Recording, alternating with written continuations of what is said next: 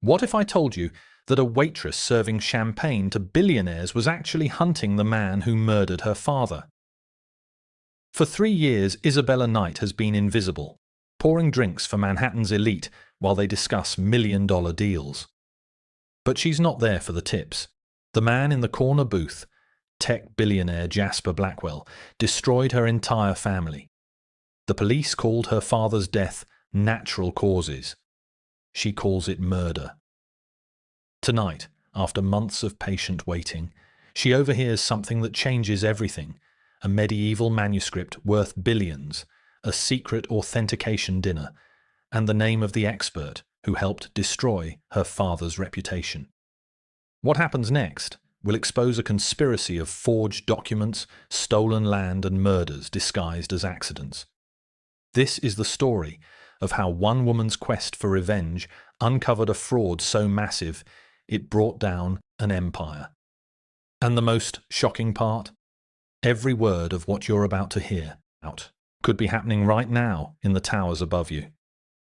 But before we dive into it, kindly hit the subscribe button for more dark secrets. He's here. Finally, I have a chance to right what was wronged. Isabella Knight's hand trembled as she poured champagne into crystal flutes, the golden liquid catching the light from Manhattan's skyline.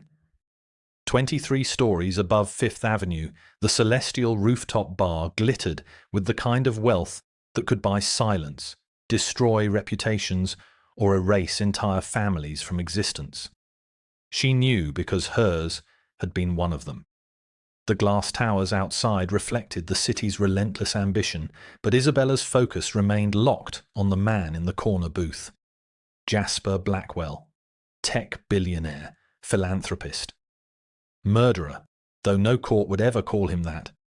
3 years. 3 years since her father's body was found in his study, surrounded by research papers the police had dismissed as the obsessive scrawlings of an academic under stress. 3 years since the official report declared Cedric Forsyth dead of natural causes at 47, despite a heart that had run marathons and a mind sharp enough to detect lies buried in centuries-old ink. Isabella had spent every one of those days learning to be invisible. "Table 12 needs another round," Marco called from the bar, snapping her back to the present. She arranged the champagne flutes on her tray with practiced precision, her movements smooth and unremarkable. In this world of billionaires and power brokers, waitstaff were furniture that occasionally moved and spoke. It was exactly where she needed to be. She navigated through clusters of Manhattan's elite, men in bespoke suits discussing mergers that would eliminate thousands of jobs, women draped in jewelry worth more than most people's annual salaries. The air smelled of aged whiskey, imported cigars, and that particular arrogance that came from never having to consider consequences. Isabella had perfected the art of being overlooked. The right posture, shoulders slightly curved, never making direct eye contact. The neutral expression that suggested competence without personality. The eyes that looked without seeming to see. After 6 months at the Celestial, she'd become a ghost who served drinks. But ghosts could listen. And tonight, finally, her patience was about to pay off. As she delivered champagne to Table 12, a cluster of hedge fund managers debating cryptocurrency, her path took her close enough to Blackwell's booth to catch fragments of conversation. Over months of careful observation, she'd learned to filter meaningful dialogue from meaningless noise, to identify the moments when casual drinks became something more. "The manuscript arrives tomorrow," Richard Sterling was saying, his silver hair catching the ambient light. Blackwell's chief advisor and closest confidant leaned forward, voice low but urgent. "The authentication happens at the private dinner. Once Cedric verifies it, we move on the acquisition immediately." Isabella's breath caught. The champagne glasses rattled on. Her tray. Cedric. "Careful there," one of the hedge fund managers said, steadying her tray with an amused smile. She nodded, mumbled an apology, and continued moving. But inside, her heart hammered against her ribs so hard she thought it might shatter them. They'd said Cedric. not her father. He was 3 years dead. But the coincidence made her skin crawl. She circled back toward the bar, her mind racing. There was another Cedric in the world of historical authentication. Cedric Hartwell, a London-based paleographer who specialized in medieval manuscripts. Her father had known him, had corresponded with him about authentication techniques. They disagreed publicly 5 years ago about a controversial manuscript. Her father had called it a forgery.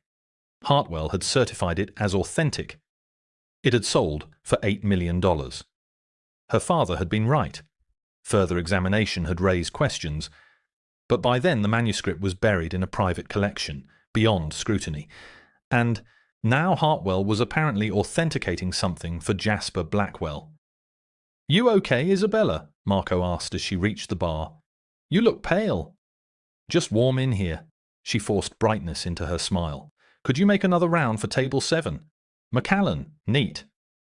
While Marco worked, Isabella positioned herself to wipe down the bar, angling to hear more of Blackwell's conversation.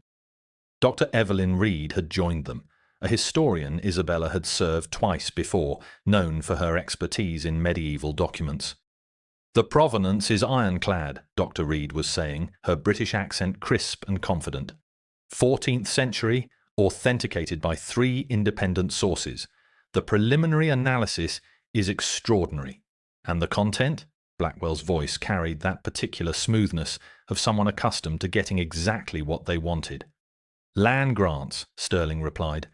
"Original deeds to territories, never properly transferred when the medieval system collapsed. If legitimate, we're talking about legal claims to resources worth billions. Minerals, water rights, development potential. Which is why," Dr. Reed interjected, "discretion is paramount. If word gets out before we secure the documentation, every museum and private collector will descend on this, not to mention legal challenges from current landholders." Blackwell laughed, the sound like ice cracking. "That's why we're keeping tomorrow night small. Just us, you and Hartwell. My private dining room. No phones, no recordings. Hartwell authenticates, we proceed with acquisition. Everyone profits. Simple." Isabella delivered the Macallan to table 7, her hands steady through pure force of will. Her mind, however, spun through possibilities and implications. A medieval manuscript containing land grants worth billions. An authentication dinner tomorrow night with Cedric Hartwell. Jasper Blackwell orchestrating the entire operation with the same casual ruthlessness he brought to every business deal. And somewhere in this equation, possibly, the truth about what had really killed her father. Cedric Forsyth had been a paleographer, an expert in ancient handwriting and document authentication. His specialty was detecting forgeries, finding the tiny inconsistencies that revealed modern deceptions masquerading as historical artifacts. In his final months, he'd been obsessed with a project he wouldn't discuss, working late into the night in his study, filling notebooks with observations Isabella hadn't been allowed to see. Then he died. Heart attack, the official report said, but Isabella remembered the last time she'd seen him alive, how he'd gripped her shoulders and said, "If anything happens to me, Bella, remember what I taught you. The truth is always in the details. Always." A week later, he was dead. 3 months after that, her mother had taken her own life, unable to cope with grief and the sudden financial devastation when the university refused to honor her father's pension, citing irregularities in his final research project. A project that had mysteriously vanished from all university records. At 25, Isabella had found herself alone, armed with an incomplete education in medieval history and her father's gift for detecting forgeries. A gift that was useless without credentials, connections, or money. So she'd learned to be invisible. She'd changed her last name to her mother's maiden name, taken a job where she could watch the kind of people who might have answers, and waited. 6 months of patience. And now, finally, a thread to pull. Around 9:30, Blackwell's party began to disperse. Isabella watched from her station as Sterling left first, followed by the others. Dr. Reed lingered, gathering her belongings. "Tomorrow, then," Blackwell said, standing to shake her hand. 8 o'clock, the Knickerbocker Club. "Hartwell and I will be there," Dr. Reed confirmed. "If the manuscript is what you believe it is, Mr. Blackwell, you've stumbled onto something remarkable, possibly unprecedented." They left together, and Isabella released a breath she hadn't known she was holding. The Knickerbocker Club. Tomorrow night, 8 o'clock. An authentication dinner for a medieval manuscript that might be worth billions, with the only paleographer who'd ever publicly disagreed with her father's assessment of a forgery. Her shift ended at 10. Isabella mechanically completed her duties, her mind already working through how to get into that dinner. She had no credentials, no invitation, no legitimate reason to be there, but she had something else. She had 6 months of experience being invisible in spaces designed for the elite. She understood how service staff moved through exclusive venues, how they entered through different doors, how guests barely registered their existence. All she needed was the right uniform and the confidence to walk through the servant's entrance like she belonged. "Night, Isabella," Marco called as she hung up her apron. "Night!" She pulled on her thrift store jacket and headed for the exit, her reflection catching in the glass. A 28-year-old woman who looked older from grief and younger from invisibility, caught between who she'd been and who she needed to become. Outside, September's cool air hit her face. She walked toward the subway, then past it, her feet carrying her toward the public library. She didn't need to go inside, just needed to walk, to think, to plan. Her phone buzzed. A text from an unknown number. "He's closer than you think, and he knows who you are." Isabella stopped walking. The street seemed to tilt beneath her feet. She typed back with shaking fingers. "Who is this?" The response came immediately. "Someone who knows what Cedric Forsyth died to protect. Tomorrow night. Be there. The truth is in the details, just like your father taught you." The number disconnected before she could respond.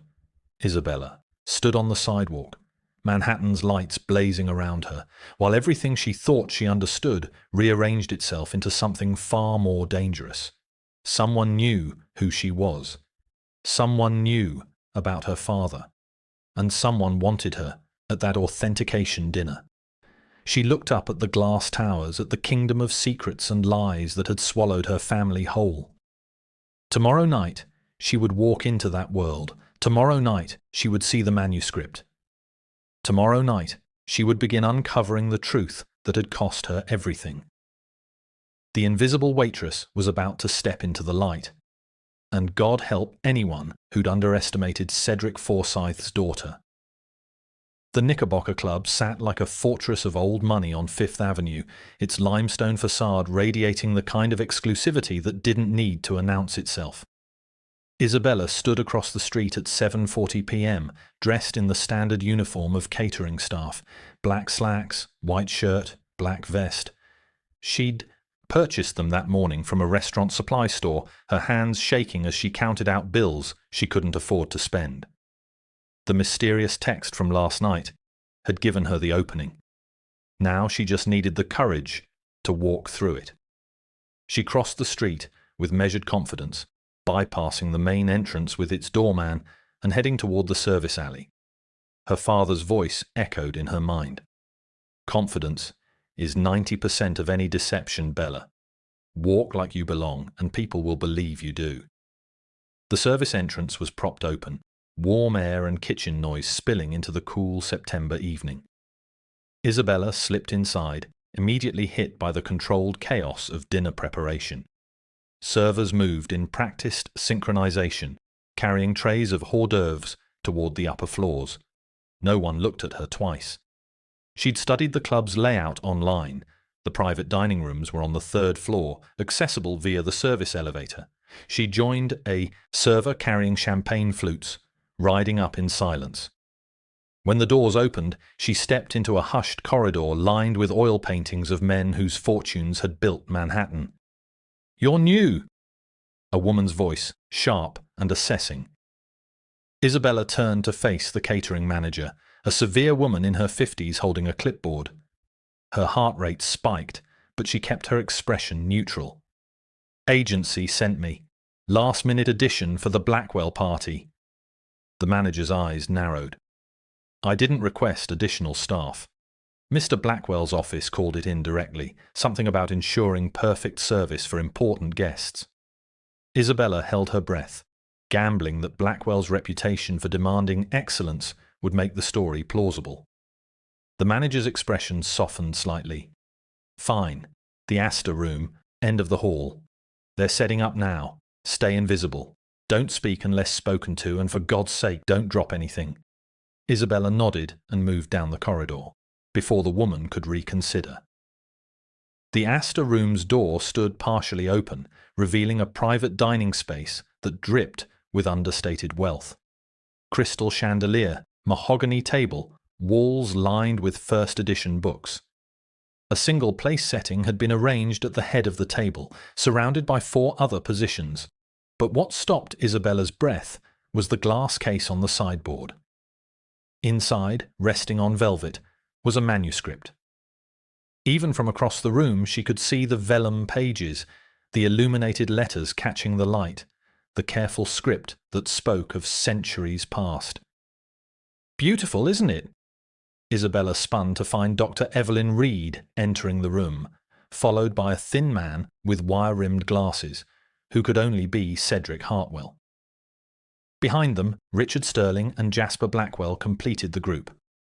The preliminary dating puts it at 1347, Dr. Reed continued, moving toward the case with reverent steps. During the reign of Edward III, the land grants are explicit territories in what is now the American Midwest, granted to a noble family that died out in the Black Death.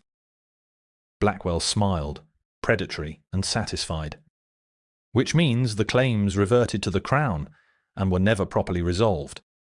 With this document, we can establish legal precedent for ownership of approximately 40,000 acres of land currently held by various state and private entities. Sterling opened a leather portfolio, removing several documents. The legal team is ready to file the moment we have written authentication. We move simultaneously in 3 states before anyone realizes what we're doing. Hartwell stepped closer to the glass case, his expression unreadable. I'll need to examine it properly, remove it from the case, test the vellum and ink, analyze the script formation. Of course, Blackwell gestured to Sterling, who produced a key. Isabella positioned herself near the sideboard, ostensibly arranging wine glasses, but actually moving closer to the manuscript. As Sterling opened the case and carefully lifted the document, she caught her first clear view. The vellum was pristine, almost too pristine for something supposedly over 600 years old. The ink showed no fading, no variation in tone that came from age and exposure.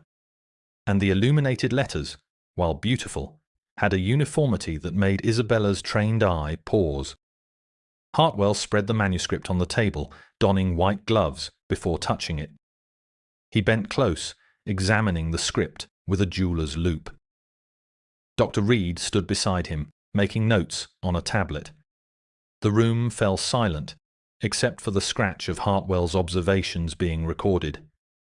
Isabella's mind raced through everything her father had taught her about medieval manuscripts. The vellum preparation, the ink composition, the linguistic patterns, the subtle tells that separated authentic documents from clever forgeries. From where she stood, she could see a single word in the margin of the second page, illuminated in gold leaf. Kawa. Her blood turned to ice. Coffee. The manuscript referenced coffee. But coffee hadn't reached Europe until the 16th century, nearly 200 years after this document was supposedly created. She must have made a sound because Blackwell's gaze suddenly fixed on her. You. More wine. Isabella nodded, hands steady as she poured, though her mind screamed with the implications of what she'd just seen. The manuscript was a forgery. A beautiful, expensive, potentially billion-dollar forgery. And Cedric Hartwell was about to authenticate it, just like he'd authenticated the forgery that had destroyed her father's reputation 5 years ago. The question was whether Hartwell was incompetent or complicit. Isabella was about to find out. Isabella refilled wine glasses with mechanical precision, her mind racing. The word kawa burned in her memory like a brand. She'd spent 3 years studying her father's research, absorbing everything he'd taught her about medieval manuscripts and forgery detection. That single anachronism was impossible to miss. Yet Hartwell continued his examination as if nothing was wrong. Dr. Reed circled the table, her tablet glowing as she documented the manuscript's features. The vellum quality is exceptional. The preparation technique is consistent with 14th century English practices. Hartwell nodded, his loupe moving slowly across the script. The paleography matches the period. Late Anglicana formata, characteristic of legal documents from Edward III's reign. The abbreviations, the letter formations, all correct. Isabella's hands tightened on the wine bottle. They were either blind or lying. Blackwell leaned forward, impatience evident in his posture. So we're confirmed. The manuscript is authentic. The physical analysis supports 14th century origin, Hartwell said carefully. However, I need to examine the linguistic content more thoroughly. Medieval Latin can be tricky, and land-grant terminology requires— How long? Sterling interrupted, checking his watch. We have filing deadlines. An hour, perhaps 2. Hartwell returned to his examination, seemingly oblivious to the tension in the room. Isabella moved to the sideboard, positioning herself where she could see the manuscript's text more clearly. The script was beautiful, the illuminations masterful, but her father's training had taught her to look beyond surface perfection. Medieval scribes made mistakes, variations in letter height, inconsistent abbreviations, ink blots, corrections. This manuscript was too perfect, like a photograph rather than a hand-created document. And then there was Kawa, sitting in plain view in the margin notation. She needed to get closer, needed to see more of the text to confirm her suspicions. But how could a waitress justify approaching a priceless manuscript? The decision was made for her when Dr. Reed suddenly looked up. The lighting here is inadequate for proper examination. Can we get something brighter? There's a reading lamp in the corner, Sterling said, pointing. Someone get it. Isabella moved before anyone else could volunteer, retrieving the antique brass lamp and carrying it to the table. As she set it down, positioning it as Dr. Reed directed, her eyes scanned the visible pages. More anachronisms jumped out at her. A reference to New World territories, terminology that wouldn't have existed in 1347, decades before Columbus. A dating notation using Arabic numerals in a format not standardized until the Renaissance. And in the third paragraph, another impossible word: tobacco. Her father's voice echoed in her memory. Forgers focus on visual authenticity, the right ink, the right materials, the right script. But they always fail on content. Always. They can't help inserting knowledge from their own time. This forger had created a stunning visual reproduction, but had populated it with 16th century vocabulary and concepts, assuming no one would notice or care. But Isabella noticed, and suddenly she understood why her father had died. He'd discovered a forgery ring, operating at the highest levels, creating fake medieval documents to establish false legal claims.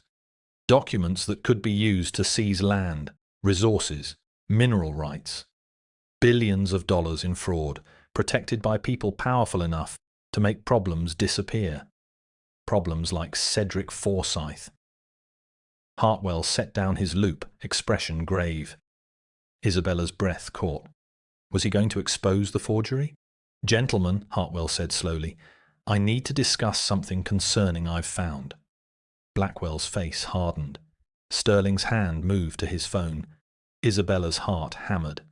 This was the moment. Hartwell would expose the fraud, the deal would collapse, and she'd have her evidence.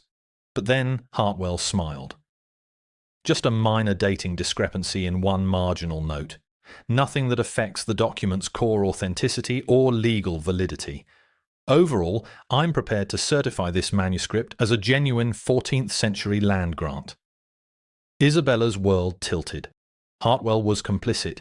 He saw the forgery and was authenticating it anyway, just like he'd done to destroy her father. Isabella's hands trembled as she stepped back from the table. Hartwell was authenticating a forgery right in front of her, the same way he'd authenticated the forgery that had ruined her father's reputation and likely led to his death. She couldn't stay silent, not anymore. "Excuse me?" Her voice cut through the room's self-satisfied murmur. Every head turned toward her. Blackwell's eyes narrowed with irritation. Sterling's expression showed confusion. Dr. Reed looked affronted that a server had dared to speak, but Hartwell's face went pale. "What is it?" Blackwell snapped. "We're in the middle of something important." Isabella's training screamed at her to apologize, to retreat, to disappear back into invisibility, but 3 years of grief and rage pushed her forward. She moved to the table, her finger pointing to the margin notation. "That word, kawa, it's Arabic for coffee," Isabella said. "And?" Sterling's tone was dismissive.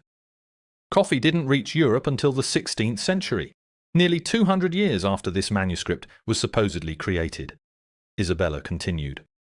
The room went silent. Dr. Reed's mouth opened, then closed. Hartwell set down his loop with careful precision. Blackwell stood slowly, his charm evaporating like morning frost. "Who the hell are you? Someone who knows a forgery when she sees one." Isabella's voice steadied as she pointed to another section. "Here, New World territories. Columbus didn't reach the Americas until 1492, and this reference to tobacco, another New World plant, unknown, in 14th century England." "This is absurd," Dr. Reed sputtered. "The vellum, the ink, the paleography are all visually perfect," Isabella interrupted, "because whoever created this knew how to make it look right. But they couldn't help themselves. They inserted 16th century knowledge into a 14th century document. It's a common forger's mistake." Hartwell finally spoke, his voice tight. "You seem remarkably well informed for a waitress." "My father taught me." Isabella met his gaze directly. "Cedric Forsyth. Perhaps you remember him. He identified a forgery you authenticated 5 years ago. He was found dead 3 months after publishing his findings." The temperature in the room dropped 20 degrees. Blackwell's hand moved to his phone, but Sterling was faster, moving to block the door. "I think we need to have a conversation about who sent you here." "Nobody sent me. I came because I knew you were authenticating another forgery." Isabella pulled her phone from her pocket, hands shaking but determined. "And because I've been recording this entire conversation. Your admission that you're using a fake medieval manuscript to file fraudulent land claims. Hartwell's complicit authentication. All of it." It was a bluff. She hadn't been recording, couldn't have been with the club's security protocols, but the panic that flashed across their faces told her everything she needed to know. Dr. Reed lunged for the manuscript, but Isabella was faster. She grabbed the document, holding it up to the light. "The vellum's too uniform. Real medieval vellum has variations, imperfections. This was manufactured, probably within the last 5 years. And the ink—" She rubbed the corner gently. "It's modern iron gall ink. Close to historical formulations, but missing the organic degradation patterns." "Put that down." Blackwell's voice was deadly quiet. "You have no idea what you're interfering with." "A billion-dollar fraud scheme? Using forged documents to steal land? I know exactly what this is." Isabella's voice rose, fueled by 3 years of suppressed rage. "My father discovered your operation, and you killed him for it." "Your father had a heart attack," Hartwell said, but his voice wavered. "My father was murdered, and you helped cover it up by discrediting his research." Isabella turned to Blackwell. "How many documents? How many forgeries have you used to build your empire?" The silence that followed was broken by a slow clap from the doorway. Richard Sterling smiled. but there was nothing warm in it. Impressive. Cedric's daughter hiding in plain sight. We wondered when you'd surface. You knew, Isabella's certainty cracked. We've known since you applied to work at the Celestial. Did you really think it was coincidence that Blackwell held so many meetings there? Sterling moved closer. We've been watching you, waiting to see what you'd do, whether you inherited your father's talents. And now we know, Blackwell added. The question is what to do about it. Isabella's phone buzzed. A text from the unknown number. Police are on their way. Stall them. She smiled, hope flaring. I think that decision's been made for you. Sirens wailed in the distance, growing louder with each passing second. Blackwell's confident expression cracked, replaced by something closer to panic. Sterling moved toward Isabella, but she stepped back, clutching the manuscript. Don't be stupid, Blackwell said, his voice low and dangerous.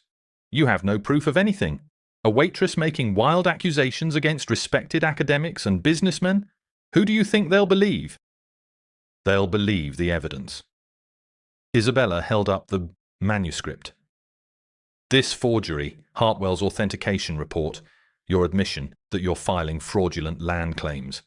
Dr. Reed laughed bitterly. You said yourself you weren't recording. You have nothing but your word against ours. The sirens stopped outside the building. Footsteps echoed in the corridor. Actually, a voice said from the doorway, she has considerably more than that. An older woman entered, silver-haired and sharp-eyed, holding a recorder. Behind her, 2 police detectives appeared, their expressions grim. I'm Margaret Chen, investigative journalist with The Times, and I've been recording this entire conversation. She held up the device. Conspiracy to commit fraud, forgery, and some very interesting implications about Cedric Forsyth's death. Blackwell's face went white. This is entrapment. This is journalism, Margaret interrupted. And justice, 3 years delayed. Isabella's knees nearly buckled with relief. The mysterious texts.